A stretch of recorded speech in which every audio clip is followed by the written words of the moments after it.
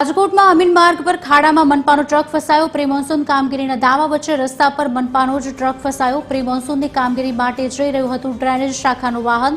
ટ્રકના અડધા ટાયર જમીનમાં ફસાઈ જતા ટ્રાફિક જામના દ્રશ્યો સર્જાયા।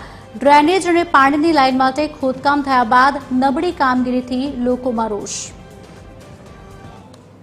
અમીન માર્ગ પર પ્રી મોન્સૂન કામગીરી અર્થે રાજકોટ મહાનગરપાલિકાએ ડ્રેનેજ લાઇન છેલ્લા 4 દિવસથી ખોલેલી હતી। અહીંયા રાહદારીઓને કોઈ પણ જાતનું સાઇન બોર્ડ અથવા તો સેફટી માટેના કોઈ બેરિકેટિંગ મારેલા નહોતા, જેને ખાડો કહી તે જ ફસાયા છે। રાજકોટ મહાનગરપાલિકાની ડ્રેનેજ લાઇનનું જે ટ્રક છે એ આ મોટા ખાડામાં ફસાયો। જો કોઈ રાહદારી કે અથવા કોઈ વાહન ચાલક આમાં અકસ્માતે કોઈ ગંભીર ઈજા થાય તો તેનો જવાબદાર કોણ? અને ભૂતકાળમાં રાજકોટમાં થયેલું છે। આ માત્ર પ્રશ્ન અમીન માર્ગ પૂરતો નથી, સમગ્ર રાજકોટમાં પ્રી મોન્સૂન કામગીરીના નામે ચારે બાજુ ગટરો ખોલેલી છે। આ ગટરો ખોલે એમાં કોઈ પ્રશ્નો ન હોય, પરંતુ તાત્કાલિકપણે ફરીથી એનું પેચિંગ વર્ક કરી અને રોડ રસ્તા સામાન્ય રીતના રાહદારીઓ ચાલી શકે, કોઈ વાહન ચાલકોને પ્રશ્નો ન ઉદ્ભવે, એની જવાબદારી તંત્રની હોય છે।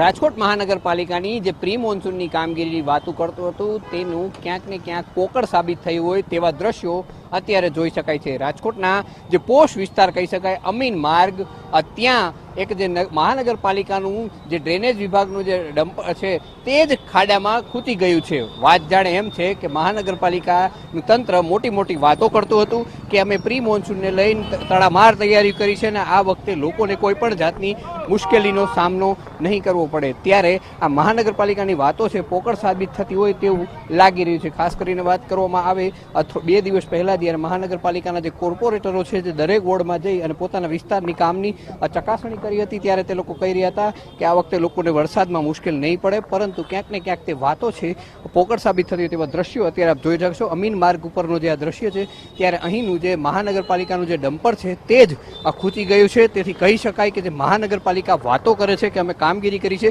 તે ક્યાંક ને ક્યાંક પોકળ સાબિત થતી હોય તેવા દ્રશ્યો હાલ અત્યારે આપણે અહીં જોઈ રહ્યા છીએ। કેમેરામેન રવિ ચાવડા સાથે રવિ મોટપણ, TV 13 રાજકોટ।